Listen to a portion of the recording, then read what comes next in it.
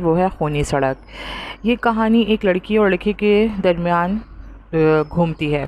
لڑکی کا نام جو ہے وہ ماریا ہے، لڑکے کا نام جو ہے کاشف۔ رات آدھی سے زیادہ گزر چکی تھی۔ اندھیرے کے سبب سڑک پر گہرا سکون طاری تھا۔ تارکول کی پکی سڑک پر سناٹا تھا۔ سڑک کے دونوں طرف دور دور تک ایک طویل میدانی سلسلہ تھا جہاں بہت ساری جھاڑیاں اور پودے کثرت سے اگے ہوئے تھے۔ یہ طویل میدانی سلسلہ اونچے اونچے ٹیلوں پر مشتمل تھا۔ چاروں طرف سناٹے کے راج تھے۔ ایسے میں کار کی تیز روشنی اور سناٹا اور کچھ نہ تھا۔ کار میں دو لوگ سوار تھے، ایک لڑکا اور ایک لڑکی۔ لڑکی کی عمر 24 سال تھی اور جبکہ لڑکے کی عمر 26 سال تھی۔ لڑکی جو ہے اس نے دلہن کا جوڑا پہنا ہوا تھا، زیور سے لدی ہوئی تھی، فل میک اپ کیا ہوا تھا۔ ایسا لگتا تھا کہ جیسے وہ اپنی شادی چھوڑ کر بھاگی ہو۔ اور لڑکا جو تھا اس نے معمولی سی عام سی جینس اور ٹی شرٹ پہنی ہوئی تھی۔ تھوڑی دیر میں لڑکی مسکرا کے لڑکے سے پوچھتی ہے، کیا میں نے غلط تو نہیں کیا اپنے گھر سے بھاگ کر؟ لڑکا جواب دیتا ہے، نہیں، محبت اور جنگ میں سب کچھ جائز ہے۔ ویسے بھی تمہارے گھر والے کبھی بھی ہماری شادی کو راضی نہیں ہوتے۔ تم ٹھہری محلوں کی شہزادی اور میں ٹھہرا گلی کا آوارہ لڑکا۔ تم جانتی ہو میں نے نوکری کے حصول کے لیے کیا نہیں کیا؟ لڑکی نے ٹھنڈی سانس لی اور سر ہلا کے خاموش ہو گئی۔ چند ہی لمحے گزرے ہوں گے کہ لڑکی چونک کر بولی، سرفراز، ہم کہاں جا رہے ہیں؟ ہم لوگ دانش کے گھر جا رہے ہیں۔ یہ رات گزار کر ہم لوگ شادی کر لیں گے اور کل دوسرے شہر کے لیے نکل جائیں گے۔ مگر یہ راستہ دانش کے گھر تو نہیں جاتا؟ لڑکی نے چونک کر کہا کہ یہ راستہ دانش کے گھر تو نہیں جاتا، کہیں وہ یہ خون راستہ تو نہیں جس کے بارے میں مختلف باتیں مشہور ہیں؟ لڑکی پھر چونکی۔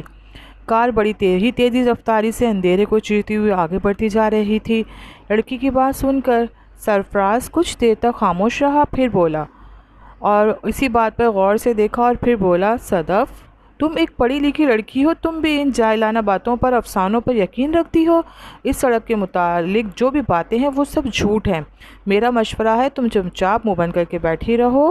اور اتنی ہی دیر میں حلق میں دلخراش چیخ نکلی اور ایک زوردار دھماکہ ہوا۔ لڑکا دیکھتا ہے تو اس کی گاڑی کا جو ہے وہ ایک جو ٹائر ہوتا ہے وہ پھٹ چکا ہوتا ہے۔ سرفراز، تمہاری گاڑی بھی تمہاری طرح ہی ہے نکلی۔ جس طرح سے تم کسی کام کے نہیں ہو، تمہاری گاڑی بھی کسی کام کی نہیں ہے۔ اب کیا ہوگا اس میدان کے اندر؟ نہ یہاں کوئی انسان ہے، نہ اس کی کوئی ذات ہے، نہ کوئی چیز ہے۔ اب ہم کیا کریں گے؟ کار کا ٹائر جو ہے وہ بلاسٹ ہو چکا تھا اور کار جو ہے وہ سرفراز کے قابو سے بے کنٹرول سے باہر ہو کر ایک درخت سے جا ٹکراتی ہے، جس کی وجہ سے سرفراز جو ہے اس کا سر اسٹیئرنگ پہ لگتا ہے اور بے ہوش ہو جاتا ہے۔ اور صدف یہ سب دیکھ کر چیختی ہے، پکارتی ہے، لیکن اس کی چیخ سے کوئی سننے والا نہیں ہوتا۔ یہ سب دیکھ کر وہ پریشان ہوتی ہے اور گاڑی سے باہر نکلتی ہے اور دل میں اس کے عجیب و غریب خیالات آ رہے ہوتے ہیں۔ یہ تمام واقعات جو تھے وہ صدف کے دل میں اور دماغ میں گھوم رہے تھے۔ اگر اس کو پتہ ہوتا کہ سرفراز اس سڑک سے گزرنے والا ہے تو وہ کبھی بھی اس سڑک کو اس کی طرف نہیں جانے دیتی، لیکن اب کیا ہو سکتا ہے؟ کچھ تو کرنا تھا۔ چنانچہ صدف ڈرتے ڈرتے کار سے اتری۔ اس نے دیکھا کہ کار کے بونٹ پہ بہت سارا خون پڑا ہوا ہے۔ ہو سکتا ہے یہ کسی اور چیز کا خون ہو جو کار کے بونٹ سے ٹکرا گئی ہو اور آگے بڑھتی رہی ہو۔ یہ دیکھ کر وہ چونک گئی کہ کار پر ایک طویل قدیم آدم مجسمے سے ٹکرا کر رکی ہے۔ اس نے غور سے اس مجسمے کو دیکھا، دوسرے پل وہ چونک گئی۔ یہ پتھر کا مجسمہ تھا۔ صدف کو یہ سمجھ ہی نہیں آ رہا تھا کہ اس پتھر کے مجسمے سے اتنا سارا خون کیسے آ گیا۔ اس کے اندر ایک خوف طاری ہو گیا اور وہ اپنے آپ کو بہت زیادہ اکیلی محسوس کر رہی تھی۔ اس خوف میں اس مجسمے کو دیکھ رہی تھی کہ اچانک اس کے کندھے پہ کسی کا ہاتھ محسوس ہوا۔ ہاتھ کے لگتے ہی صدف پوری طرح سے اچھل پڑی اور اس کی حلق میں سے چیخ نکل آئی۔ اس نے مڑ کے دیکھا تو اس کی چیخوں کا سلسلہ رکنے والا نہیں تھا۔ اس نے جس کو دیکھا وہ بہت ہی خوفناک تھا۔ اس کی لال آنکھیں تھیں جس پر وحشت دیکھ کر وہ کانپ رہی تھی۔ دوسری پل صدف کی خوف کی لہر نے ابھی اس کو چھوڑا ہی نہیں تھا کہ دوسرے دن سرفراز کی لاش پولیس کو اسی سڑک پر دریافت کی تھی اور لاش کی یہ حالت تھی کہ اس کے جسم اور چہرے پر جا بجا زخموں کے نشانات تھے۔ پولیس کو سرفراز کی لاش اسی سڑک پہ دریافت ہوئی۔ وہ لاش یہ اس حالت میں تھی کہ اس کے جسم اور چہرے پر بے وجہ زخموں کے نشانات تھے اور جسم پر خون اس حد تک کم تھا کہ یوں لگتا تھا کسی درندے نے بڑی بے رحمی سے سرفراز کا خون پی لیا ہو۔ پولیس رپورٹ کے مطابق سرفراز گزشتہ رات شہر کے ایک باعزت بزنس مین ثنا احمد کی لڑکی کو شادی والے دن بھگا کر لے گیا تھا۔ اب پولیس کو اس کی لاش ملی تھی، لڑکی کا کوئی پتہ نہیں تھا۔ کاشف خان شہر کے ایک معزز بزنس مین تھے، انہیں اپنی بیٹی کو ہر حال میں ڈھونڈنا تھا۔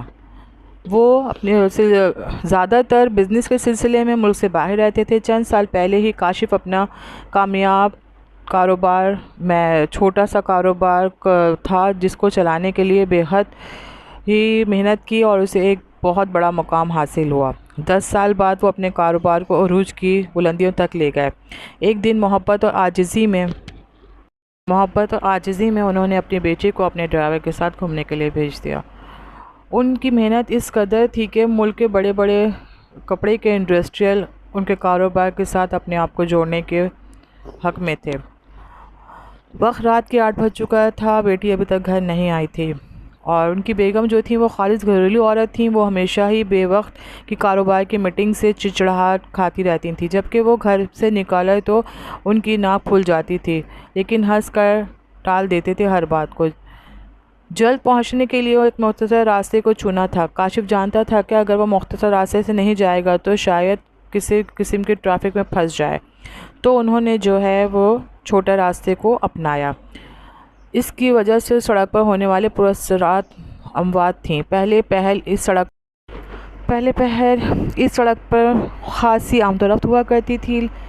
اس کے بعد آہستہ آہستہ لوگوں میں ڈر و خوف اتنا اس قدر پھیل گیا کہ انہوں نے اس سڑک کا نام خونی سڑک رکھ دیا۔ اس کی وجہ سے لوگوں کی لاشیں تھیں جو سڑک سے ملا کرتی تھیں، وہ لاشیں بربریت اور وحشت کا ایسا نمونہ ہوا کرتی تھی کہ اسے دیکھنے کے بعد انسان کہیں راتوں سو نہیں پاتا تھا۔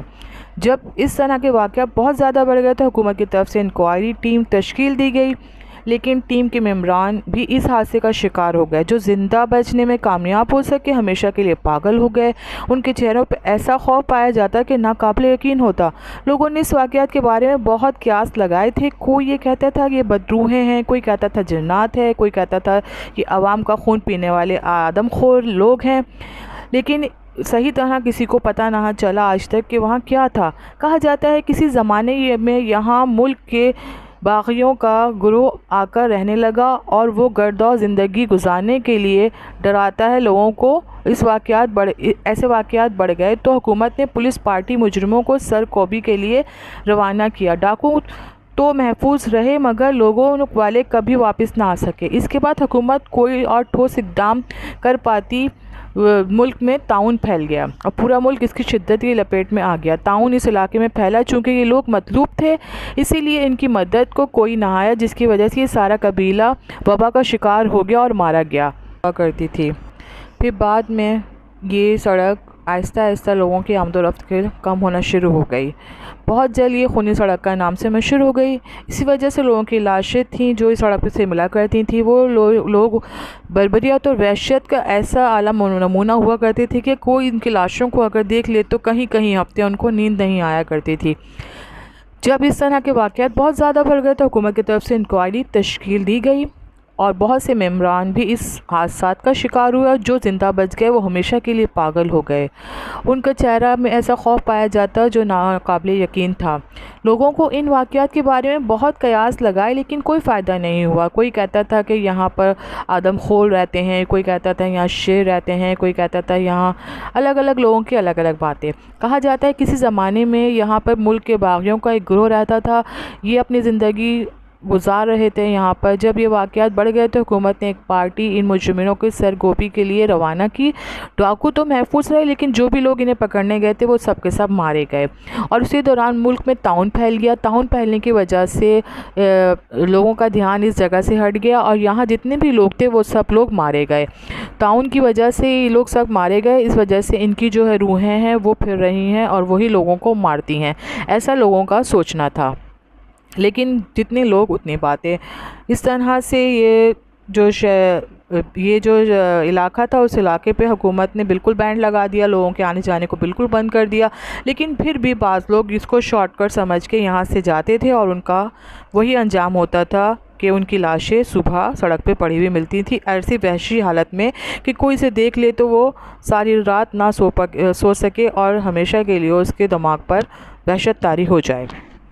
اب کاشف صاحب ان ساری باتوں کو سوچتے ہوئے اور مسکراتے ہوئے گاڑی میں ڈرائیونگ کر رہے تھے اور سوچ رہے تھے کہ لوگ کتنے قوم پرست ہیں، اور میں تو 10 منٹ سے اس سڑک پہ چڑھ رہا ہوں، میرے ساتھ تو ایسا کوئی واقعہ نہیں ہوا، میں تو پرسکون اپنی گاڑی کو چلا رہا ہوں، اور یہ جو سڑک تھی وہ شیطانی آنت کی طرح اتنی لمبی ہوتی جا رہی تھی کہ وہ سوچ میں پڑ گئے کہ اس کے اندازے کے مطابق فاصلہ اتنا زیادہ تو نہیں تھا، یہ تو 15 منٹ ہو چکے ہیں اور ابھی تک میری گاڑی جو ہے وہ ابھی تک چلتی جا رہی ہے اور سڑک ختم ہونے کا نام و نشان نہیں ہے۔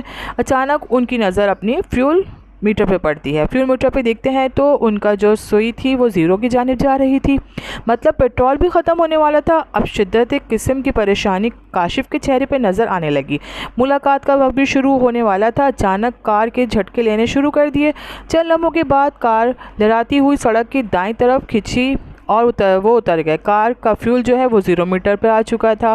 او خدا، اب کیا ہوگا؟ کاشف کار سے نکل کر بڑبڑایا۔ اس نے گھڑی دیکھی تو رات کے 10 بج رہے تھے۔ کاشف مزید پریشان ہو گیا، کمپنی کے لوگ کاشف کا انتظار کر رہے ہوں گے، اگر وہ لوگوں کے پاس ٹائم سے نہیں پہنچا تو اس کو بزنس میں بہت زیادہ نقصان ہوگا۔ وہ اور شدید پریشان ہو گیا، یہ اتنا ہی وقت لگ گیا تو جتنا ٹریفک جام میں لگتا، میری غلطی تھی کہ میں اس شارٹ کٹ سے آ گیا۔ اب کاشف نے دور تک نظر دوڑائی، دور تک کوئی بھی نہیں تھا، صرف اور صرف وحشت کا مقام تھا۔ اس نے پھر بھاگ کر اپنے فون کو گاڑی سے اٹھایا، فون کو دیکھا تو فون کی بیٹری بھی ڈیڈ تھی۔ اب وہ اور پریشان ہو گیا، کاشف کو کچھ سمجھ ہی نہیں آ رہا تھا کہ فون کیسے بند ہو گیا، اس کو تو میں نے پورا چارج کیا تھا، تو فون کس طرح سے بند ہو سکتا ہے؟ اس کی عادت ہمیشہ کی ہے، وہ جب بھی گھر سے نکلتا ہے تو فون پورا چارج کرتا ہے۔ شدید سردی کا احساس بھی ستا رہا تھا، اس کی گاڑی میں بیٹھ کر اس کا ہیٹر آن کر لیا۔ کچھ ہی دیر گزرے تھے کہ کاشف کو ایک عجیب سی آواز سنائی دی اور وہ چونک کر اٹھ گیا۔ کاشف کار سے باہر نکلا، جیسے ہی وہ کار سے باہر نکلا دور تک گہرے سناٹے اور خاموشی کا راج تھا، لیکن پائل کی آواز برابر اس کے کانوں میں سنائی دے رہی تھی۔ خوف کا احساس اس کے دل میں سرایت کرنے لگا۔ ویرانے اور سناٹے میں پائل کی آواز اچھے خاصے لوگوں کو خون خشک کرنے کے لیے کافی تھی۔ کاشف کو وہ ساری پراسرار کہانیاں یاد آنے لگ گئیں اور اس کو سڑک پر منسوخ تھیں۔ وہ ادھر ادھر دیکھ رہا تھا کہ اچانک اس کو دور سے روشنی اپنی طرف نظر آئی۔ اس نے غور سے دیکھا تو کوئی انسان ہاتھ میں لالٹین لیے چلا رہا تھا۔ جیسے ہی نواز قریب آیا وہ دیکھ کر وہ حیران ہو گیا۔ وہ ایک لڑکی تھی جو کہ دیکھنے میں دیہاتی معلوم ہوئی۔ اس لڑکی نے غرارہ چولی زیب تن کر رکھا تھا، جو کہ اکثر و بیشتر اس علاقے کے بنجاری پہنا کرتے تھے۔ اس لڑکی نے خالص دیہاتی لہجے میں کاشف کو مخاطب کیا، بابو کیا ہوا، گاڑی خراب ہو گئی ہے کیا؟ نہیں، گاڑی تو ٹھیک ہے مگر افسوس پیٹرول ختم ہو گیا ہے، کاشف نے مایوسی سے سر ہلاتے ہوئے کہا۔ او، لڑکی نے تعصب کا اظہار کیا، بس اب انتظار ہے کوئی مدد آ جائے تو آپ اس ویرانے میں سے کیسے؟ کاشف نے حیرانی سے کہا۔ بابو، یہاں تھوڑی دور ہی ایک بستی ہے جہاں ہمارا گھر ہے، ہم بھولے بھٹکے راہگیر کی مدد کرتے ہیں، لڑکی مسکرا کر بولی۔ مگر میں نے تو سنا ہے یہاں کوئی آبادی ہی نہیں ہے اور یہاں پر آمد و رفت کی پابندی ہے، اور وہ بدستور حیرت بھرے لہجے میں بولا۔ کاشف کی یہ بات سن کے لڑکی ایک دم گھبرا گئی، پھر مسکرا کر بولنے لگی، نہیں بابو، یہاں ایک ڈاکو کا گروہ ہے جو عوام کو پریشان کرتا ہے، لوگوں سے لوٹ مار کرتا ہے۔ اچھا، جواب مختصر تھا۔ بابو، تم ہمارے گھر چلو، رات ہمارے گھر میں گزار لینا، صبح کوئی نہ کوئی گاڑی گزری گی تو پیٹرول بھی مل جائے گا۔ اور پھر لڑکی پھر مسکرائی۔ کاشف نے دل میں سوچا کہ ساری رات یہاں گاڑی میں کالی کرنے سے بہتر ہے لڑکی کے ساتھ چلا جاتا ہوں اور صبح ہوتے دیکھی جائے گی، کیونکہ ابھی دوسری کسی گاڑی سے گزرنے کی کوئی آثار نہیں ہے۔ میٹنگ تو خراب ہی ہو گئی ہے۔ چنانچہ کاشف نے سر ہلاتے ہوئے اس کے ساتھ چل پڑا۔ چلنے سے پہلے کار کی ڈیش بورڈ سے ٹارچ نکالنا نہیں بھولا تھا۔ ڈیش بورڈ میں ہمیشہ اس نے ایک ٹارچ رکھی ہوئی تھی تاکہ اگر گاڑی میں کوئی چھوٹی موٹی خرابی ہو جائے تو ٹارچ کی روشنی کی مدد سے اسے دور کیا جا سکے۔ لڑکی آگے چلی جا رہی تھی اور وہ اس کے پیچھے چلتا جا رہا تھا۔ ٹارچ کی روشنی میں کاشف نے لڑکی کے سراپے کو غور سے نہیں دیکھا۔ لڑکی حسین تھی اور اس کی چال بہت دلکش تھی۔ بابو کیا آپ کا نام ہے؟ لڑکی نے چلتے چلتے پوچھا۔ کاشف خان۔ کیا کرتے ہو؟ آدمی نے کہا۔ کپڑے کا کاروبار ہے، لڑکی نے جواب دیا۔ یہ دونوں چلتے ہی رہے۔ کاشف بس لڑکی کی دلکش چال کو دیکھتا چلا جا رہا تھا۔ کاشف کو اپنی میٹنگ خراب ہونے کا بہت افسوس تھا، لیکن تھوڑی دور چلتے چلتے اس کو جب روشنی نظر آئی تو اس کو تھوڑا سا حوصلہ ہوا کہ یہ لڑکی جھوٹ نہیں بول رہی تھی، اور جب وہ تھوڑا آگے پہنچا تو اس کو مکانات صاف واضح نظر آنے لگے، لیکن دور دور تک کوئی نظر نہیں آ رہا تھا۔ عجیب سی غیر فطری سناٹا طاری تھا، جیسے ایسا سناٹا جو قبرستانوں میں ہوتا ہے، اور وہ اس چیز کو محسوس کیے بغیر نہ رہ سکا۔ اتنا سناٹا کیوں ہے؟ بالکل غیر فطری سا، کاشف نے حیرت سے پوچھا۔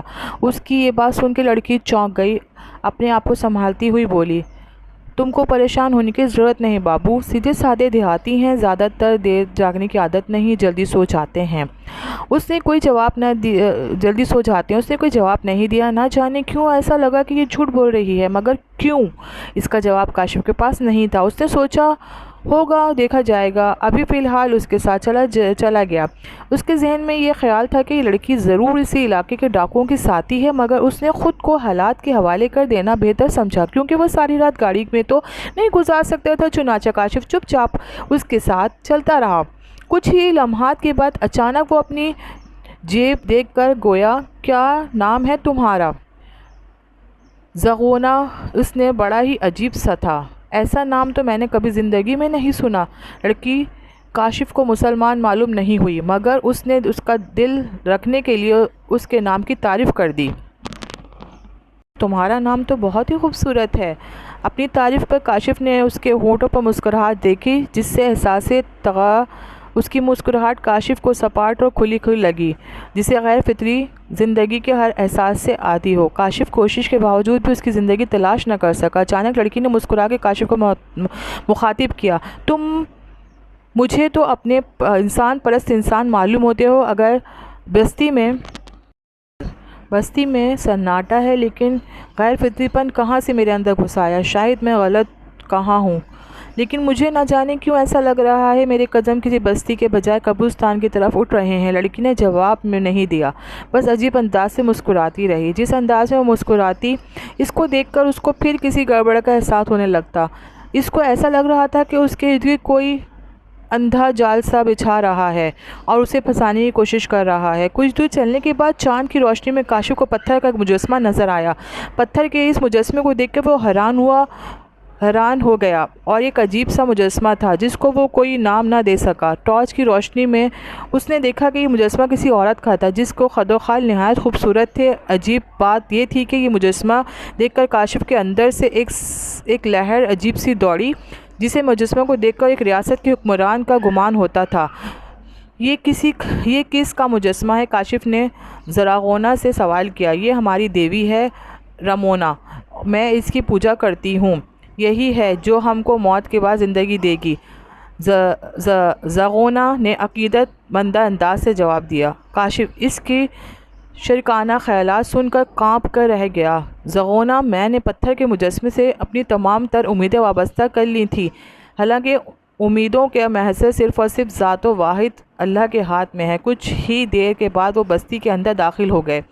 بستی کے اندر مزید حیرتوں کا سامنا کرنا پڑا۔ اسی بستی کو دیکھ کر ایسا لگتا تھا کہ کسی دفن شدہ شہر میں آ گیا ہوں۔ یوں لگتا تھا کہ یہ بستی آثار قدیمہ کی دریافت ہے۔ کوئی بھی مکان سالم حالت میں نہ تھا، سب ٹوٹ پھوٹ چکے تھے۔ اکثر ایسے مکان کی تھی جو کھنڈر معلوم ہو رہے تھے۔ یہ سب مناظر دیکھ کر اگر کوئی ہلکے دل کا ہوتا تو وہ بے ہوش ہی ہو جاتا، لیکن کاشف بہت ہی مضبوط اعصاب کا تھا۔ وہ ڈراتا آگے بڑھتا رہا، اور اس نے سوچا کہ ان حالات میں اور کر بھی کیا سکتا ہوں بجائے حالات کا مقابلہ کرنے کے۔ وہ دونوں کے آگے چلتے ہوئے ایک ایسے مقام میں داخل ہوا جو دوسرے مکانوں سے بالکل الگ تھا۔ ہر طرف ویران، کھنڈر اور اجاڑا سا تھا۔ لڑکی اس کو لے کر اسی کمرے میں پہنچی جہاں دیواروں پر انرجی سیور کی جگہ بڑی بڑی موم بتیاں روشن تھیں، جو دیکھنے میں بڑا ہی پر اسرار پیش سا نظر آ رہا تھا۔ ان موم بتیوں کو دیکھ کر کاشف نے اپنے جسم میں لرز محسوس کی۔ نہ جانے کیوں اس کا سارا ماحول اعصابی لگ رہا تھا۔ کمرے کی دیواریں سیاہ تھیں، بائیں طرف والی دیواریں چارپائی بچھی ہوئی تھی، چارپائی پر ایک پرانا سا گدا بچھا ہوا تھا۔ دیوار کے دوسری طرف ایک کائی زدہ مٹکا اور ایک گلاس موجود تھا، لیکن کمرے میں کسی طرح کے پنکھے کا کوئی بھی وجود نہیں تھا۔ پنکھا نہ کاشف کو گرمی محسوس ہوئی۔ گرمی کی شدت کی وجہ سے کیا اس گھر میں کوئی تمہارے علاوہ نہیں رہتا؟ کاشف نے حیرانگی سے پوچھا۔ نہیں، میں یہاں اکیلی رہتی ہوں، لیکن تم پریشان مت ہو، صبح ہوتے ہی چلے جانا۔ زرغونہ مسکرائی۔ شکریہ، مگر کیا اس بستی کے لوگ تمہارے گھر کسی اجنبی مرد کی موجودگی میں اعتراض نہیں کریں گے؟ اوہ، تم اس کی فکر مت کرو، یہاں کوئی کسی کی ذاتی معاملات میں دخل نہیں دیتا، زرغونہ نے جواب دیا۔ مجھے حیرت ہے، اور تم اس کی فکر نہیں کرو، میں تمہارے لیے کچھ کھانے کے لیے لاتی ہوں۔ اتنا کہہ کر وہ اپنے جواب سنے بغیر ہی باہر نکل گئی۔ کاشف چند ہی لمحوں تک پتھر کی بربریت کی طرح کھڑا رہا اور پھر طویل سانس لے کر چارپائی پر بیٹھ گیا۔ اب اس پہ ایک عجیب سا خوف طاری تھا کہ میں یقیناً کہیں غلط جگہ پھنس گیا ہوں۔ ابھی وہ یہ سب باتیں سوچ ہی رہا تھا کہ اس کو کسی کے قدموں کی آہٹ آئی۔ اس نے سر اٹھا کر دیکھا تو زرغونہ ہاتھ میں ایک تھال لیے کھڑی ہوئی تھی۔ زرغونہ کو دیکھ کر اس کی ریڑھ کی ہڈی میں سنسناہٹ دوڑ گئی۔ زرغونہ نے اس کے جسم پر پوشی کے لیے صرف ایک چادر اوڑھ رکھی تھی، چادر میں اس کے جسم آرائیاں پھوٹ رہی تھیں۔ کاشف کی نظریں از خود جھک گئی تھیں۔ زرغونہ کے چہرے پر بہت ہی گہرا قسم کا میک اپ کرا ہوا تھا۔ اس سے قبل زرغونہ کا چہرہ میک اپ سے عاری تھا۔ لو بابو، کھانا کھا لو، یہ کہہ کر کاشف کی جانب تھال بڑھا دیا۔ اس نے فوراً ہاتھ بڑھا کر تھال لے لیا۔ تھال لیتے ہی کاشف کے ہاتھوں کی انگلیاں اس کے ہاتھوں سے ٹکرا گئیں۔ انگلیاں اس کے ہاتھوں سے ٹکراتی ہی ایک حیرت کی شدت کا جھٹکا کاشف کو لگا۔ زرغونہ کا ہاتھ بے حد گرم تھا، یوں لگتا تھا جیسے کسی تپے ہوئے لوہے اور اس کے ہاتھ کے ٹکڑے لگ گئے ہوں۔ اس نے حیرت بڑی نظروں سے اس کی جانب دیکھا، لیکن کہا کچھ نہیں۔ زرغونہ اس کی نگاہوں کا مطلب سمجھ کر مسکرا کر بولی، مجھے بخار ہے بابو۔ کاشف اسی بات کو سن کر چونک پڑا اور بولا، اتنا تیز گرم کے باوجود تم میری مدد کے لیے کہیں سے بھی تیمارداری باتوں سے بھی مجھے ایسا لگا کہ تم بیمار ہو۔ اس کے لہجے میں حیرت تھی۔ میں نے کیا کروں بابو، میں ایسی ہی ہوں، کسی کو تکلیف میں دیکھ نہیں سکتی، زرغونہ نے مسکرا کر کہا۔ اس نے کوئی جواب نہیں دیا اور کھانے کی ہمت توجہ کر لی تھی۔ تھال میں چاول تھے اور ان میں بوٹیاں تھیں۔ تم کھاؤ، میں 2 منٹ میں آتی ہوں، اتنا کہہ کے وہ کمرے سے باہر نکل گئی۔ کھانا اتنا لذیذ تھا کہ کاشف کھانے میں مشغول ہو گیا۔ زرغونہ کاشف سے کہہ کے یہ جاتی ہے کہ تم کھانا کھاؤ، میں تمہارے لیے ایک مشروب لے کر آتی ہوں، اور تھوڑی دیر میں وہ ایک مشروب لے کر آتی ہے جو کاشف کو پلاتی ہے۔ منہ میں لگایا ہی تھا مشروب جیسے اس کے حلق میں اترا، زرغونہ کے ہونٹوں پر نہایت ہی پراسرار مسکراہٹ دوڑ گئی۔ مشروب کا ذائقہ نہایت تلخ تھا، لیکن وہ تھا بہت مزیدار۔ اب پہلی بار اس نے زرغونہ کو بدلی ہوئی نظروں سے دیکھا۔ جبکہ زرغونہ پر فاتحانہ مسکراہٹ تھی، اس نے زرغونہ کا ہاتھ پکڑ لیا اور اس کے لبوں پر مسکراہٹ دوڑی۔ زرغونہ نے کوئی طرز نہیں کیا، یوں لگتا تھا جیسے وہ اپنے معاملات کے لیے تیار تھی۔ اس نے اپنے جسم پہ لپٹی ہوئی چادر اتار پھینکی۔ کچھ ہی دیر بعد کمرے میں عصیب زدہ ماحول اور ایک خمات آلودہ سسکیاں گونج رہی تھیں۔ زندگی میں پہلی بار کاشف نے اپنی بیوی کے علاوہ کسی غیر عورت کو قربت حاصل کی تھی۔ وہ اپنی بیوی کے سوا کسی نامحرم کو آج تک ہاتھ نہیں لگایا تھا، لیکن زرغونہ کے پلائے ہوئے مشروب میں نہ جانے کیا بات تھی جس نے اس کی ساری پارساری کو ہمیشہ کے لیے داغدار کر دیا تھا۔ کافی دیر تک اسے اور زرغونہ کے درمیان کرب کا ماحول رہا۔ اس کے بعد وہ تھک کر سو گیا تھا۔ اچانک ایک تیز قسم کی چبھن سی اس کی آنکھ کھل گئی۔ درد کی شدت اور احساس کاشف کو اپنے جسم میں محسوس ہو رہا تھا۔ چبھن کا احساس اس کی گردن کے پاس ہو رہا تھا، ساتھ کوئی ٹھنڈی سی شے اپنی گردن کے پاس بہتی محسوس ہو رہی تھی۔ اس نے پوری آنکھیں کھول کر دیکھا تو خوف سے اس کی چیخیں نکل گئیں۔ زرغونہ بھرینہ حالت میں اپنے اوپر جھکی ہوئی نظر آئی اور ہاتھ میں ایک تیز دھار خنجر تھا جو کہ خون سے بھرا ہوا تھا، اور اپنے ہونٹوں پر لگا کر اس کے ہونٹوں سے خون لگا ہوا تھا۔ اس کو یہ سمجھ میں بالکل دیر نہ لگی کہ زرغونہ خون آشام ہے اور خنجر کی مدد سے لوگوں کی گردنوں پر چیرا لگا کر اس کا خون پیتی ہے۔ کاشف فوراً ہی اپنے آپ کو قابو میں کیا اور زرغونہ کو دھکا دے کر اپنے اوپر سے ہٹایا اور اپنی بنیان کو اتار کر اس نے گلے پہ باندھ لیا تاکہ خون رک سکے۔ بابو اور زرغونہ جو ہے وہ چلاتی رہی، بابو بابی میں بہت پیاسی ہوں، تیرا خون بہت لذیذ ہے، اب تو سڑک پر کوئی بھی نہیں آتا، آئے تو مجھے پیاس بجھا دے۔ اس کا دل ایک عجیب انداز میں دھڑک رہا تھا۔ چڑیلوں کی کہانیوں میں پڑھا اور فلموں میں دیکھا تھا، اس نے اتفاق آج پہلی بار ہوا تھا۔ اس کو یہ پتہ لگ گیا تھا کہ سڑک پہ لوگوں کی لاشیں جو ملتی ہیں وہ ان بدروحوں کی مرہون منت ہیں۔ وہ جس کمرے میں گھسا تھا اسی کمرے میں وہی موم بتیاں روشن تھیں جو کہ زرغونہ والے کمرے میں روشن تھی، جس میں کمرے کا ماحول عصبی اور اسرار ہو رہا تھا۔ کاشف نے کمرے کا جائزہ لیا۔ وہ کمرہ اور وحشت نما ہو گیا تھا۔ کمرے کے اندر لاتعداد انسانی کھوپڑیاں ڈھانچے موجود تھے اور ایک دوسرے کے اوپر ڈھیر لگا ہوا تھا۔ بد نصیب انسانوں کو مار کر ڈھانچوں میں تبدیل کر دیا جاتا تھا اور وہ فوراً ان ڈھانچوں کے پیچھے جا چھپا۔ اب کسی بھی طرح اپنی جان بچا کے یہاں سے نکلنا چاہتا۔ زرغونہ اپنے تعاقب میں آگے ہی نکل گئی تھی۔ اس کو ڈھیر کے پیچھے چھپے ہوئے تھوڑی دیر ہوئی تھی کہ ایک عجیب سی آواز سن کر وہ چونک گیا۔ وہ آواز دھیرے سے آگے کی کہانی نیکسٹ ایپیسوڈ میں مکمل کریں گے۔ Good bye. وہ زرغونہ سے بچ سکے۔ زرغونہ جو ہے وہ کاشف خان کو ڈھونڈتے ڈھونڈتے آگے نکل جاتی ہے اور وہ اس کمرے میں نہیں آتی جہاں پر وہ ہوتا ہے۔ اب جو ہے کاشف خان جو جن لاشوں کے ڈھیر کے پیچھے چھپا ہوا ہوتا ہے وہاں سے ایک لاش جو ہے وہ ہلنا شروع ہو جاتی ہے۔ جیسے ہی وہ لاش ہلتی ہے تو کاشف خان کی چیخ نکل جاتی ہے اس لاش کو دیکھ کر۔ وہ جو لاش کو دیکھتا ہے تو وہ بہت ہی بری حالت میں ہوتی ہے، جگہ جگہ زخم ہوئے ہوتے ہیں، زخموں پہ چھوٹے چھوٹے سفید چاول کے دانوں کے برابر کیڑے رنگ رہے ہوتے ہیں جو کہ زخموں پہ لگے ہوئے خون چاٹ رہے ہوتے ہیں۔ اس کی آنکھوں کی جگہ بڑے بڑے ڈیلے تھے اور سفید دانتوں کی طویل قطار جھانکتی نظر آ رہی تھی۔ وہ خوفناک انسان کاشف کی جانب بڑھ رہا تھا۔ وہ ڈھانچوں پر پیر رکھتا ہوا آگے بڑھ رہا تھا۔ جس بھی ڈھانچے پر پیر رکھتا اس میں سے ایک چیخ بلند ہوتی۔ چیخ ان ڈھانچوں سے بلند ہو رہی تھی اور آگے بڑھتے جا رہا تھا۔ اس نے سوچا کہ اگر میں جان بچا کر بھاگا نہیں تو مجھے بھی جان سے مار دیا جائے گا۔ وہ خوفناک انسان جیسے ہی اس کے قریب پہنچا اور اس نے کاشف کی گردن پر ہاتھ ڈال دیا، اسی پر اس کی حاضر دماغی کا کام آئی اور وہ جھکا کر بچ گیا، گردن جھکا کر بچ گیا اور گھوم کر ایک پھر لات اس کی پیٹھ پر ماری اور بھاگ کھڑا ہوا۔ اس نے یہ دیکھنے کی بھی توفیق نہ کی کہ اس لات کا انجام کیا ہوا۔ جیسے ہی کاشف کمرے سے باہر نکلا سامنے زرغونہ کھڑی نظر آئی۔ یہ دیکھ کر وہ مکروہ انداز میں ہنسی اور چیخی اور اس کی طرف بھاگی اور بولا، اب بکلا کر پلٹ کر دیکھا تو چونک گیا کہ اس کے پیچھے وہی خوفناک انسان کھڑا نظر آیا۔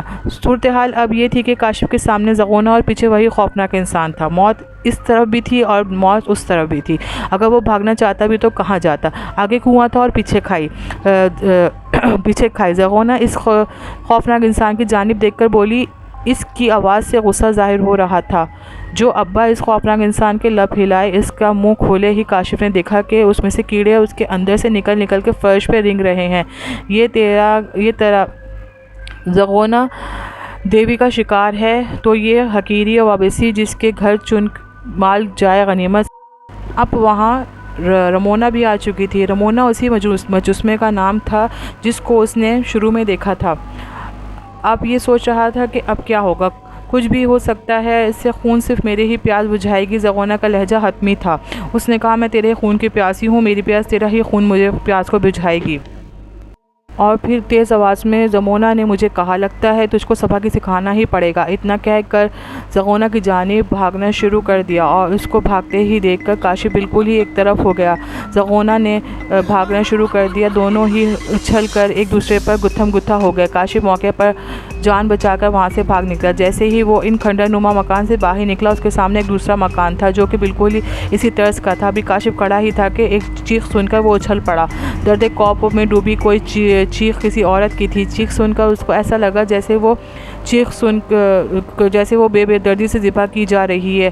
اس کا دل یک بار اچھل کر حلق میں آ گیا۔ وہ اپنی تکلیف بھول گیا اور اسی دردناک آواز کی طرف بڑھتا گیا۔ وہ غیر انسانی مخلوق کے نرغے میں پھنس گیا تھا جو اس کے حصول کے آپس میں لڑ پڑے تھے اور نہ جانے اس کی لڑائی کب انجام پر جائے گی۔ کاشف ابھی سوچ ہی رہا تھا کہ وہ کیا کرے۔ چیخ پھر بلند ہوئی۔ ایک بار وہ چیخ پہلے سے زیادہ دردناک تھی۔ وہ یہ سوچے بغیر نہ رہ سکا کہ کہیں کسی مجبور عورت پر ظلم تو نہیں ڈھایا جا رہا۔ اس کا دل اس مظلوم عورت کی آمد پر آمادہ ہونے لگا۔ چنانچہ وہ اٹھ کھڑا ہوا اور مظلوم کی مدد کے لیے وہ شاید کسی طرف ورغرا کر لائی گئی تھی وہ اذیت ناک چیخ پھر سنائی دی، جس کو سن کر اس کو جسم میں خوف کی ایک اور لہر دوڑ گئی۔ خوف زدہ دل و دماغ میں انسانی ہمدردی غالب آ گئی۔ اس کے خیال کے مطابق وہ چیخ اس کھنڈر نما مکان سے بلند ہو رہی تھی۔ کاشف فوراً اس مکان کی طرف داخل ہوا، یہ سوچے بغیر کہ اس کا کیا انجام ہوگا۔ بہرحال اس کے لیے مشکل تھا۔ اندر داخل ہوتے ہی وہ چونک گیا۔ پورا مکان خالی تھا، جیسے اس میں کوئی رہتا ہی نہ ہو۔ کیا اس مکان کے مکانوں میں تیل ڈال کر سو رہے ہیں، یا بہت زیادہ خود غرض تھے کہ مظلوم کی چیخیں بھی ان کو متاثر نہیں کر رہی تھیں؟ بار بار اس کو یہ چیخیں پریشان کر رہی تھی۔ گھبراہٹ کی آواز سن کے وہ چونک گیا، کیونکہ فرش نیچے کی طرف دبا جا رہا تھا، جس سے اس میں آہستہ راستہ بن رہا ہو۔ کاشف کے لیے یہ نئی پریشانی تھی۔ کچھ ہی لمحوں کے بعد سارا فرش اندر دب گیا، اور ایک زرینہ سا تھا جو کہ نیچے کی طرف اتر رہا تھا، جو کہ ایک تہہ خانے کا راستہ تھا۔ کاشف سوچ میں پڑ گیا کہ نیچے کیسے اتروں یا نہیں اتروں۔ بہت سوچنے کے بعد اس نے اللہ کا نام لیا اور زینے پہ قدم رکھ دیا۔ جیسے ہی وہ نیچے پہنچا، اسی لمحے اس کے قدم تہہ خانے کے فرش پر چپک کر رہ گئے۔ سامنے والا منظر ہی اتنا دردناک تھا کہ خوف سے آنکھیں ابل پڑی تھیں۔ جو منظر کاشف کی آنکھوں نے دیکھا تھا وہ انتہائی خوفناک اور روح فرسا تھا۔ تہہ خانے کی دیواروں کے ساتھ پتھر کا رمونہ بت کھڑا تھا، جو کہ اس کی بستی میں داخل ہوتے ہی دیکھا گیا تھا۔ اس کے بالکل سامنے چوبی شکنجے سے ایک نیم برہنہ نوجوان عورت جکڑی ہوئی تھی۔ اس عورت کے چہرے پر درد و کرب کا زبردست اظہار ہو رہا تھا۔ آنکھوں میں اذیت و خوف کے ملے جلے سائے لا رہے تھے، اور اس عورت کو دیکھ کر کاشف چونک گیا۔ کاشف اس کو پہچاننے میں ذرا بھی دیر نہ لگائی، کیونکہ ہزاروں بار اس کی تصویریں نیوز چینل اور اخباروں میں دیکھ چکا تھا۔ یہ وہی لڑکی تھی جو عرصہ قبل اپنی شادی چھوڑ کر ایک لڑکے فراز کے ساتھ بھاگی ہوئی تھی۔ بعد میں اس لڑکی کی لاش ملی تھی، لیکن لڑکی لاپتہ ہو گئی تھی۔ یہ صدف تھی۔ شکنجے کے قریب ہی ایک بڑے سے کھنڈر میں آگ ابک رہی تھی۔ ایک ڈھیر عمر مضبوط اور شفاف قسم کا خوفناک شخص ہاتھوں میں سلاخیں لیے صدف کی جانب بڑھ رہا تھا۔ صاف ظاہر تھا کہ وحشی انسان کے لیے خوفناک اور نازک جسم کی چربی پگھلانے کا ارادہ رکھتا ہے۔ اس تہہ خانے میں اور بہت سے لوگ اس آگ اور اس کے خوبصورت اور نازک جسم کی چربی پگھلانے کے ارادے میں لگے ہوئے تھے۔ سب کے سب حیرانہ حالت میں تھے۔ اس سب کے چہرے میں عقیدت نما تھی۔ وہ شفاف شخص ہی پورے کپڑوں میں تھا۔ وہ کپڑے ایسے تھے جو کہ کسی مندر یا پجاری وغیرہ پہنتے ہیں۔ صرف ایک چوغا تھا جو کہ اس نے پہن رکھا تھا۔ اگلے پل ہی اس شفاف بوڑھے نے جس کے ہاتھ میں سلاخ تھی اس ماریہ کی طرف بڑھایا۔ دوسرے ہی پل کاشف کانپ گیا، جس کا سارا خون اس کی رگوں میں جمتا سا محسوس ہو رہا تھا۔ اب وہ شیطان نما انسان، اس کی آنکھیں سانپ کی تیز اور خوفناک چمک نظر آ رہی تھی۔ اس کے منحوس اور شیطانی چہرے پر دردناک رقص نظر آ رہا تھا۔ اس کے کالے کالے موٹے ہونٹوں پر نہایت ہی شیطانی قسم کا تبسم کھیل رہا تھا۔ میں تمہاری ہی انتظار کر رہا تھا، وہ کاشف کی طرف دیکھ کر عجیب پھٹی ہوئی غیر انسانی آواز میں بولا۔ میرا کاشف کا دل خوف سے کانپ گیا۔ ہاں تمہارا، وہ مسکرایا۔ مجھے یقین تھا کہ تم ضرور آؤ گے اور تم کو آنا ہی تھا۔ اس کی بات سن کر خوف کی ایک لہر اس کے جسم میں دوڑ گئی اور اس کا سارا حوصلہ بھی پست ہو گیا۔ پتہ نہیں اس منحوس چہرے پر ایسی کیا بات تھی کہ ایک انسان نظر آنے کے باوجود وہ انسانوں سے مختلف تھا۔ اس کی آواز غیر انسانی اور کھوکھلی تھی، زغونہ کی آواز کی طرح۔ کاشف کا دل بھی دہشت سے بھر چکا تھا۔ نوجوان، اس لڑکے کی بات تمہاری ہی نمبر آئے گا، اور وہ تو زغونہ سے غداری کر دی ورنہ تم وہاں بھاگ نہیں سکتے تھے۔ بوڑھا مسکرا کر بولا۔ زغونہ کا نام سن کر کاشف کو یاد آیا کہ ابھی کچھ دیر پہلے ہی زغونہ اور لمروز کو اس کے حصوں کے لیے لڑ رہے تھے۔ وہ دل میں سوچنے لگا کہ زغونہ ہے کہاں، مگر یہ سوال پوچھنے کی ہمت نہ کر سکا۔ بوڑھا کاشف کی دل کی بات جان چکا تھا۔ ادھر دیکھو، نوجوان بوڑھے نے اس لڑکے کی دائیں جانب اشارہ کیا۔ اس کی طرف دیکھا تو زغونہ فرش پہ پڑی تڑپتی نظر آ رہی تھی۔ اس کے جسم پر وہی سفید کیڑے چپکے ہوئے تھے جو زغونہ کے جسم کو کاٹ رہے تھے، اور پاس ہی میں لموس کھڑا تھا۔ زغونہ کے چہرے پر شدید تکلیف کی تاثرات پائے جا رہے تھے، اور اسی کی غداری کی سزا تھی۔ بوڑھا شفقت سے مسکرایا۔ بوڑھے نے کہا، یہ اس کی غداری کی سزا ہے۔ کاشف نے پوچھا، کیسی غداری؟ اس نے کہا، زغونہ اکیلا ہی تمہارا خون پینا چاہتی تھی اور ہم سے غداری کر رہی تھی۔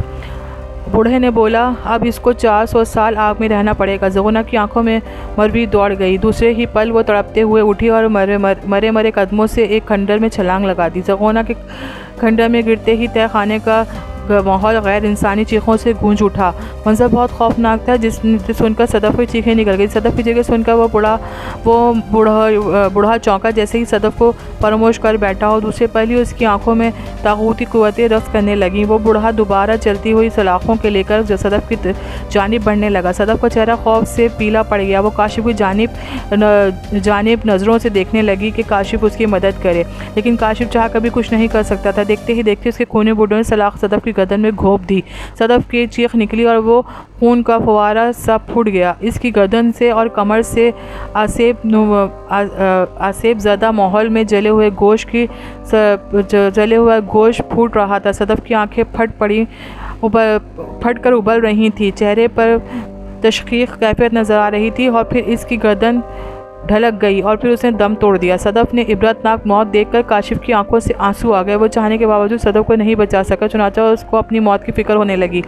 वो ये सब मंजर देख के भागने चाहता था। नौजवान, रुक जाओ, कहाँ जा रहे हो? मैंने अपनी पुश्त इस बूढ़े की खोखली और गैर इंसानी आवाज़ सुनी, लेकिन उसने परवाह नहीं की। बस वो तो मनहूस जगह से निकल जाना चाहता था। काशिफ को ऐसा लगा जैसे उसके पीछे बहुत से साए लगे हुए हैं। भागते हुए इसके पीछे मुड़ के भी नहीं देखा और उसकी आंखों में खौफ था। वो इंसानी ढांचे थे जो उसकी तादाद बहुत ज़्यादा थी। वो पीछे भागे और चिल्लाते चले जा रहे थे। सबके आगे और करीबी बुढ़ा, सबसे आगे उसके करीब बुढ़ा था जो चिल्लाता हुआ आगे बढ़ता जा रहा था। काशिफ भागते भागते कुछ ही देर में उस बस्ती में दाखिल हो गया जहाँ पर वो उसने शुरुआत की थी, और वही ढांचा जिसने उसने बस्ती में दाखिल होने से पहले देखा था जाके उसके पीछे खड़ा हो गया।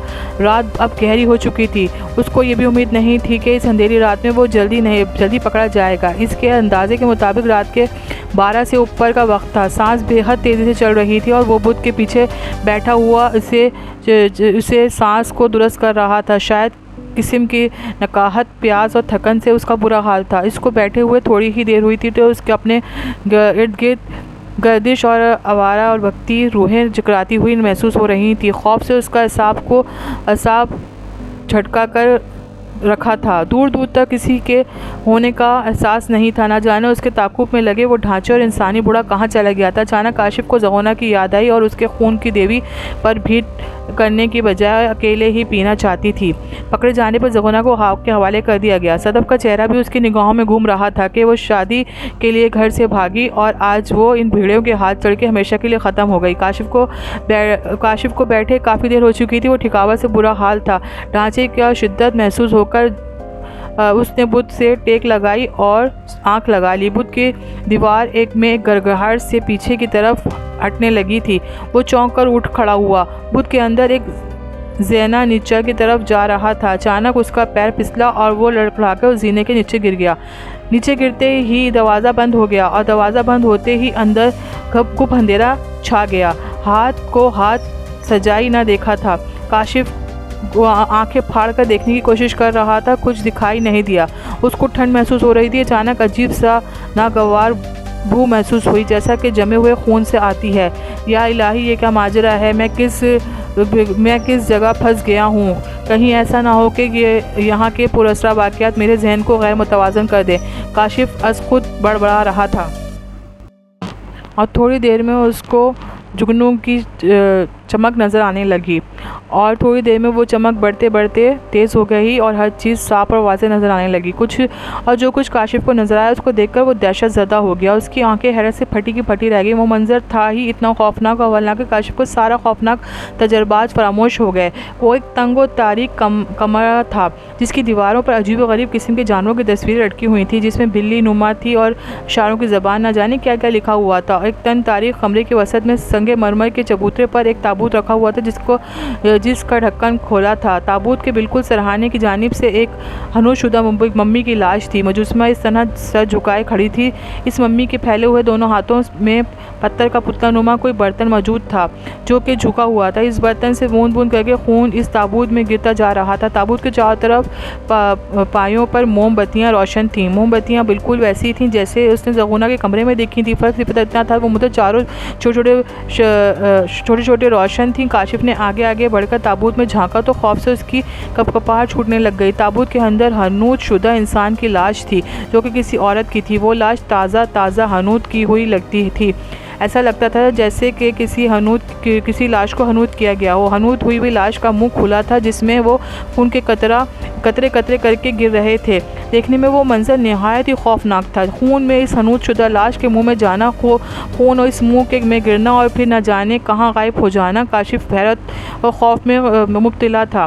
اچانک اس کے سرہانے کھڑی ممی کے حلق سے ایک ڈراؤنی خرہٹ کی آواز بلند ہوئی۔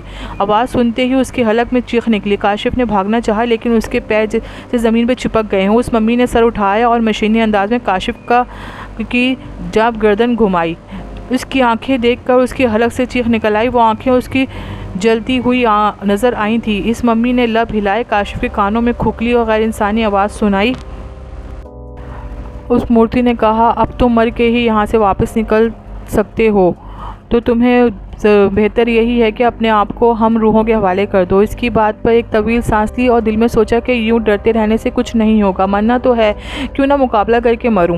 زندگی میں اور موت اللہ کے اختیار میں ہے، تم بد روحوں کے اختیار میں نہیں۔ میری موت ہے تو کوئی بچا نہیں سکتا، زندگی ہے تو کوئی مار نہیں سکتا، چنانچہ میں لڑوں گا، بھاگنے کی کوشش کرتا رہوں گا۔ کاشف نے سنجیدگی سے کہا۔ جواب میں کاشف کو ایک گرجتا ہوا قہقہ سنائی دیا۔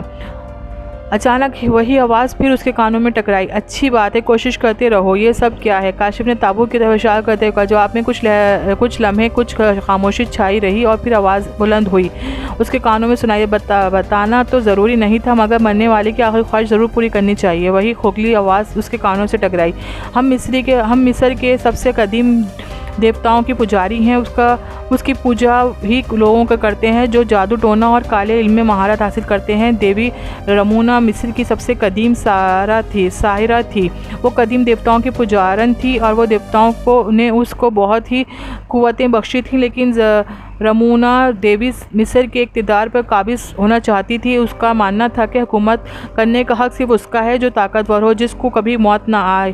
چنانچہ رمونا دیویوں کے بعد دیویوں نے خوش ہو کر ہمیشہ زندہ رہنے کا راز بتا دیا۔ ہمیشہ زندہ رہنے کے لیے اس کو نوجوانوں کے خون سے غسل کرنے کی ضرورت تھی، چنانچہ وہ مصر کے نوجوانوں کو اپنے حسن و جوانی کے جال میں پھنسا کر اس کا خون سے غسل کرتی رہی۔ مصر کے نوجوانوں کے پراسرار طور پر غائب ہونے پر حکومت چوکنا ہو گئی اور ایک روز اس کو غسل کرتے ہوئے رنگوں ہاتھ گرفتار کر لیا اور پھر رمونا دیوی کو مصر کی سب سے خوفناک خطرناک سزا دی گئی۔ مقدس پانی کی مدد سے اس کا سارا جادو سلب کر لیا گیا اور اس کو زندہ ممی بنا کے تابوت میں دفنا دیا گیا اور مقدس کیڑے اس پر چھوڑ دیے گئے تاکہ وہ اس کو تابوت میں سے نکلنے نہ دے سکیں۔ لیکن رمونا بے بس تھی اور لوگ انتظار کر رہے تھے کہ ہزاروں سال گزر گئے، حکومت ختم ہو گئی، لیکن مقدس رمونا دیوی کی روح ختم نہ ہو سکی۔ پھر 50 سال قبل تمہارے ملک کے آرکیالوجسٹ مصر کی قدیم تاریخ پر ریسرچ کر رہے تھے۔ رمودا تک پہنچ گئے اور رمودا کو دنیا کے سامنے پیش کر دیا گیا۔ پوری دنیا میں تہلکہ مچ گیا۔ اب مقدس تابوت کو نکال کر تمہارے ملک لایا گیا جہاں رمودا کو پرستار جو صدیوں سے رمودا کے باہر آنے کا انتظار کر رہے تھے ان کو خبر مل گئی۔ رمودا کے پرستاروں نے اپنی جان پر کھیل کے تابوت کو چرا لیا اور اس علاقے میں لایا گیا۔ وہ اپنی جانوں پر کھیل کے مقدس رمونا کے لیے نوجوانوں کے خون کا انتظام کرتے اور پھر ایک روز طاعون کی بیماری پھیلی اور سب لوگ مارے گئے، لیکن مقدس رمونا اور ان کی روحوں کو مرنے نہ دیا اور رمونا کے پرستار اپنے کام کرتے رہے اور آج ہم آخری انسان ہو چکے۔ خون سے رمونا کی ممی کا غسل ہوگا اور وہ زندہ ہو جائے گی، کبھی نہ مرنے کے لیے۔ اتنا سننا تھا کاشف کانپ گیا۔ وہ سوچ ہی رہا تھا کہ وہ کیا کرے۔ اس نے دیکھا کہ بہت سے ڈھانچے اور بوڑھا کاشف کی طرف تہہ خانے میں اندر داخل ہو رہے ہیں۔ نوجوان تم مل ہی گئے، بوڑھا مسکرا کر بولا۔ تم مجھے معاف کر دو۔ اس نے منت کی۔ ارے نوجوان، بہادر بنو، تم ابھی یہ تو کہہ رہے تھے کہ اپنی زندگی کے لڑو گے، بوڑھے نے طنزیہ لہجے میں کہا۔ اس نے کوئی جواب نہیں دیا۔ باہر جانے کا راستہ بھی کوئی نہیں تھا، جو راستہ تھا وہ شیطانی ڈھانچے موجود تھے۔ کاشف ادھر ادھر دیکھا تو اس کو کچھ سمجھ نہیں آیا۔ موت کے اندر قریب دیکھ کر اپنی آنکھوں میں آنسو آ گئے۔ اس کے آنسو دیکھ کر بوڑھا ہنس پڑا۔ نوجوان، مرد ہو کر روتے ہو تو روتے ہو، مسلمان کبھی نہیں روتا، وہ ہر حال میں اپنے پالنے والے کا شکر ادا کرتا ہے، مگر تم گھبراؤ مت، موت تم کو آرام سے ملے گی، اس لڑکی کی طرح اذیت والی نہیں۔ کاشف نے یہ سنا تو وہ گھبرا گیا، ہر طرف مدد مانگتا رہا، بوڑھے سے مدد مانگتا رہا، ہر چیز سے مدد مانگی، لیکن اس کو کسی نے کوئی مدد نہیں کی۔ پھر اس نے آیت الکرسی کا ورد شروع کیا۔ جیسے جیسے وہ تلاوت آیت الکرسی کی کرتا رہا، اس کا ڈر ختم ہوتا گیا، اس کو یقین ہو گیا کہ میری موت ہے تو کوئی نہیں بچا سکتا، زندگی ہے تو کوئی نہیں مار سکتا۔ اس نے ادھر ادھر دیکھا، اس کی نظر موم بتیوں پر روشن تھیں، اس کے آگے بڑھ کر انہیں اٹھایا۔ جیسے ہی انہیں اٹھایا، اس سے پہلی بار اس بوڑھے نے منحوس آنکھوں میں خوف نظر آیا۔ چھوڑ دو اس مقدس شمع کو، بوڑھا خوف زدہ لہجے میں بولا۔ کاشف کو سمجھ آ گیا کہ یہ شمع جو اس کے چھوٹے ہی بوڑھے خوف زدہ نظر آ رہا ہے، مجھے جانے دو ورنہ یہ شمع توڑ دوں گا، کاشف نے دھمکی دیتے ہوئے جواب دیا۔ اس نے شمع کو اپنی طرف اٹھایا، جیسے ہی توڑ دے گا۔ نہیں، اس کو مت توڑو ورنہ ساری محنت مٹی میں مل جائے گی، رمونا دیوی زندہ نہیں ہو سکے گی۔ بوڑھے نے بس دستور خوفزدہ لہجے میں کاشف سے کہا۔ ٹھیک ہے، پھر مجھے جانے دو، نہیں جانے کا خیال دل سے نکال دو۔ نوجوان اتنا کہہ کے بوڑھا چلاتے ہوئے اپنے ڈھانچوں سے بولا، چھین لو یہ شمع، رمونا کے سپرستارو۔ یہ دیکھ کر کاشف بوکھلا گیا۔ اس نے پہلے کچھ کرا، ڈھانچوں کو آگے بڑھنے سے پکڑ لیا۔ ڈھانچوں نے جیسے ہی اس کو اپنی طرف کھینچا، وہ چیخ مار دی اور اس کی گردن کا زخم کھل گیا اور خون نکلنے لگا۔ رمونا دیوی کے منہ کے کھلے ہوئے دہانے میں جا گرا۔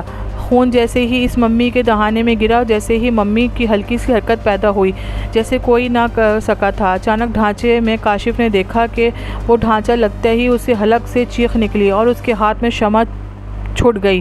شمع کے نیچے گرتے ہی آگ بھڑک اٹھی۔ اب اس بوڑھے کی آنکھوں میں خوف تھا کہ وہ کامیابی کے اتنے قریب آنے کے بعد ناکامی ملنے پر تھا۔ تہ خانے کے محدود فضا غیر انسانی چیخوں سے اٹھ اٹھی۔ بوڑھے کے حلق میں جو چیخیں نکلنے لگی تھیں، ساتھ ہی ساتھ ڈھانچوں میں آگ بھڑک اٹھی۔ آگ اس منحوس بوڑھے کو بھی نہ بخشا اور وہ ممی جو سر جھکائے کھڑی تھی، اس شعلوں سے محفوظ نہیں تھی۔ کاشف موقع پا کے جان بچا کر بھاگ نکلا اور بھڑکتے ہوئے شعلوں میں وہ بوڑھا ڈھانچے اور یہ ممی وغیرہ سب نے آگ کو گھیرے میں لے لیا۔ باہر نکلتے ہی کاشف بھاگنے لگا۔ اس کا رخ اپنی گاڑی کی جانب تھا۔ گاڑی اسی حالت میں سڑک پر کھڑی تھی۔ اس نے گاڑی میں بیٹھنے میں دیر نہیں لگائی۔ اس نے اللہ کا نام لے کے گاڑی کی چابی گھمائی۔ تھوڑی ہی محنت کے بعد گاڑی سٹارٹ ہو گئی۔ یہ چیز کاشف کے لیے باعث حیرت تھی کہ جب گاڑی رکی تھی تو اس میں فیول میٹر زیرو تھا اور اب فیول اتنی مقدار میں تھا کہ وہ بآسانی اپنے گھر پہنچ سکتا تھا۔ ہو نہ ہو انہی قوتوں کا کرشمہ تھا جو ہرگز گزرنے والی گاڑی کو اسی طرح روکا کرتی تھی۔ اس نے یہ شکر اللہ کا ادا کیا، ان شیطانی قوت سے اللہ نے اس کی حفاظت فرمائی۔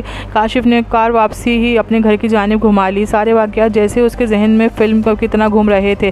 وہ دو چار ہوا تھا، آج آگ کے شعلے اس کو دور سے ہی دکھائی دے رہے تھے۔ کاشف دل ہی دل میں اپنے پروردگار کا شکر ادا کر رہا تھا جس نے اس کی جان کی حفاظت کی۔ بھڑکتی ہوئی آگ اور شعلوں جلا کر خاک کر چکی تھی اور وہاں سے نکلنے کے بے حد تیزی سکھائی تھی۔ اسی خوشی میں وہ سڑک کی شیطانی قوتوں سے پاک ہو چکی تھی۔ شاید یہ اسی کی بھول تھی کہ کار تھوڑی ہی آگے گئی ہوگی کہ اس کو سڑک کے وسط میں کھڑی کوئی نظر نہیں آیا۔ کاشف اس کو دیکھ کر چونک گیا۔ اس نے فوراً ہی کار کو روکی۔ جیسے ہی وہ نزدیک آئی، کاشف نے اس کو پہچاننے میں دیر نہیں کہ وہ زخمی حالت میں موجود صدف تھی جو زخمی تھی۔ صدف کی حالت قابل رحم تھی۔ اس کی حالت خود بھی اتنی اچھی نہ تھی کہ لیکن اس نے پھر بھی اس کے لیے کار روک دی۔ کار روک کے کار کا دروازہ کھول دیا۔ صدف نے چند لمحوں تک کاشف کو دیکھا اور پھر تمونی انداز میں چلتی ہوئی کار میں بیٹھ گئی۔ کار چل پڑی تھی۔ کاشف نے محسوس کیا کہ صدف کو ہسپتال کی ضرورت ہے۔ ہم ہسپتال جا رہے ہیں تاکہ تمہیں طبی امداد مل سکے، پھر تمہیں اپنے گھر والوں کو بلا لینا۔ صدف نے سر ہلایا اور باہر کی طرف دیکھنے لگ گئی۔ اس نے صدف کی آنکھوں میں عجیب سی وحشت دیکھی تھی، عجیب سی درندگی تھی۔ اسی درندگی جنگلی جانوروں کی آنکھوں میں پائی جاتی ہے۔ اچانک کاشف کار میں لگے بیک میرر کی طرف دیکھ کر چونک پڑا۔ بیک میرر کا رخ صدف کی جانب تھا لیکن اس میں صدف کا عکس کہیں نظر نہیں آ رہا تھا۔ کاشف نے خوفزدہ نظروں سے صدف کی جانب دیکھا اور اسی پل کار رک گئی۔ کاشف نے دیکھا کہ صدف کے لبوں پر زہریلی مسکراہٹ پھیل چکی تھی۔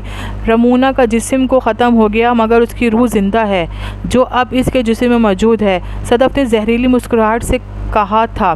کاشف نے یہ سنا تو اس کی حلق سے چیخ نکل گئی۔ صدف کے زخمی ہاتھ اس کی گردن کی جانب بڑھ رہے تھے۔ دوسرے دن پولیس نے کاشف کو اسی حالت میں پایا کہ اس کا ذہنی توازن بگڑ چکا ہے اور اس کی حلق پھاڑ پھاڑ کے چلا رہا ہے۔ آنکھوں میں خوف اور جمود طاری تھا۔ کار میں صدف بے ہوش حالت میں پائی گئی تھی اور اس کی حالت تشویشناک تھی، چنانچہ اس کو ہسپتال منتقل کر دیا گیا تھا۔ کوئی نہیں جانتا تھا کہ صدف کے روپ میں رمونا اس دنیا میں واپس آ چکی تھی، بربادی اور تباہی پھیلانے کے لیے۔ یہ کہانی جو ہے اب ختم ہو چکی ہے۔ امید کرتی ہوں آپ کو ضرور پسند آئے گی۔ اگر آپ کو یہ کہانی پسند آئے تو پلیز میرے چینل کو لائک کریے گا، سبسکرائب کریے گا اور میری اسٹوری کو شیئر کریے گا۔ اللہ حافظ۔